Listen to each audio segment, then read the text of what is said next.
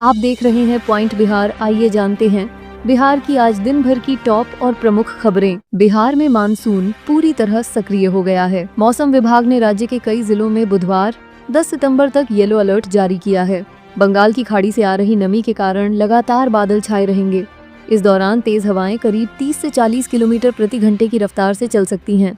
गरज चमक के साथ बारिश और वज्रपात की भी संभावना है, इसलिए लोगों को सतर्क रहने की सलाह दी गई है।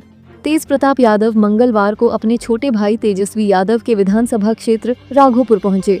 उन्होंने बाढ़ से प्रभावित लोगों से मुलाकात की और राहत सामग्री तथा चिकित्सा सहायता वितरित की।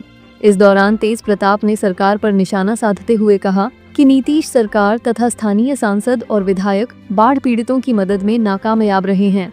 उन्होंने बताया कि राघोपुर के विदुपुर ब्लॉक की कई पंचायतें पूरी तरह जलमग्न हो चुकी हैं, लेकिन कोई सहायता नहीं पहुंची।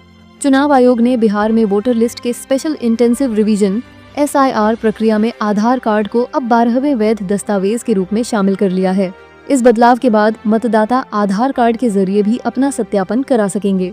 सुप्रीम कोर्ट के निर्देशों का पालन सुनिश्चित कराने के लिए निर्वाचन आयोग ने बिहार के मुख्य निर्वाचन अधिकारी को आदेश जारी किया है। इसके बाद राज्य के निर्वाचन विभाग ने सभी जिला एवं सहायक निर्वाचन पदाधिकारियों को इस नए नियम का अनुपालन कराना अनिवार्य कर दिया है। अगर कोई अधिकारी आधार कार्ड को स्वीकार नहीं करता है तो इसे गंभीरता से लिया जाएगा। बिहार सरकार ने मुख्यमंत्री फेलोशिप योजना को अपनी हालिया कैबिनेट बैठक में मंजूरी दी है, जिसके तहत चुनिंदा सरकारी कर्मचारियों को IIM बोधगया में 2 वर्ष की अवधि के लिए प्रशिक्षण के अवसर दिए जाएंगे और प्रशिक्षण पूरा होने पर प्रमाण पत्र प्रदान किया जाएगा। इस दौरान चयनित फेलोशिप प्राप्तकर्ता को 8,000 रुपए से लेकर 1.5 लाख रुपए तक प्रति माह मानदेय मिलेगा। कुल मिलाकर 121 सरकारी कर्मी इस योजना के माध्यम से लाभान्वित होंगे।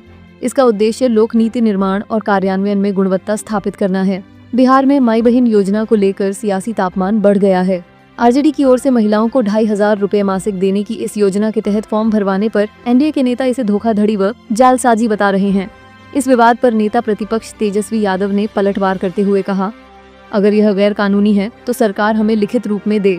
उन्होंने चेतावनी दी कि अगर उनके कार्यकर्ताओं को डराया धमकाया गया तो वे संबंधित अधिकारियों के खिलाफ कार्रवाई करेंगे और उन्हें न्यायालय में घसीटेंगे।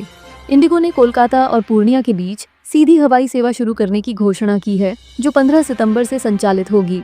यह उड़ानें सप्ताह में 3 दिन सोमवार, बुधवार और शुक्रवार चलाई जाएंगी। यात्रा का समय लगभग 1 घंटा 10 मिनट रहेगा। कोलकाता से उड़ान दोपहर 12:30 पर रवाना होगी और पूर्णिया 1:40 पर पहुंचेगी, जबकि वापसी उड़ान दोपहर 2:30 बजे पूर्णिया से चलकर 3:40 पर कोलकाता पहुंचेगी। शुरुआती किराया लगभग 3,000 रुपये तय किया गया है। केंद्रीय गृह मंत्री अमित शाह इस महीने बिहार में 2 बार दौरे पर आएंगे। पहला 18 सितंबर को और फिर 27 सितंबर को, जहां वे पटना में भाजपा नेताओं और NDA सहयोगियों के साथ महत्वपूर्ण चुनावी रणनीति पर बैठक करेंगे।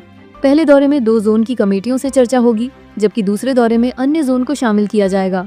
ये बैठकें आगामी बिहार विधानसभा चुनाव की तैयारी को गति देने और पार्टी संगठन को दिशा निर्देश प्रदान करने के उद्देश्य से आयोजित की जा रही हैं। पूर्वोत्तर रेलवे ने गोरखपुर और डोमनगंज के बीच तीसरी रेल लाइन और कुछ दोहरीकरण कार्यों के कारण कई ट्रेनों का परिचालन बदला है। 22 से 26 सितंबर तक वंदे भारत एक्सप्रेस सहित लगभग 26 प्रमुख ट्रेनों को रद्द किया गया है या मार्ग परिवर्तित किया गया है। मौर्य एक्सप्रेस, पूर्वांचल एक्सप्रेस, कटिहार दिल्ली चंपारण हमसफर और आनंद विहार सहरसा एक्सप्रेस जैसी ट्रेनें प्रभावित हैं। यात्रियों को सलाह दी गई है कि वे यात्रा से पहले ट्रेन की स्थिति की जांच कर लें। यह बदलाव मुख्य रूप से गोरखपुर और आसपास के स्टेशन कार्यों के कारण किया गया है। बिहार में चुनाव आयोग ने 15 राजनीतिक दलों के खिलाफ कार्रवाई शुरू कर दी है, जो पिछले 6 वर्षों से कोई चुनाव नहीं लड़ रहे हैं। इनमें भारतीय आवाम एक्टिविस्ट पार्टी, भारतीय जागरण पार्टी, जनता दल हिंदुस्तानी, मिथिलांचल विकास मोर्चा और अन्य शामिल हैं। इन सभी दलों को 1 सितंबर को कारण बताओ नोटिस जारी किया गया था, लेकिन अधिकांश ने जवाब नहीं दिया। चुनाव आयोग ने अब इन दलों की रिपोर्ट तैयार कर केंद्रीय निर्वाचन आयोग को भेज दी है। यदि निष्क्रियता बनी रहती है तो इन दलों की मान्यता और चुनाव संबंधी लाभ रद्द किए जा सकते हैं।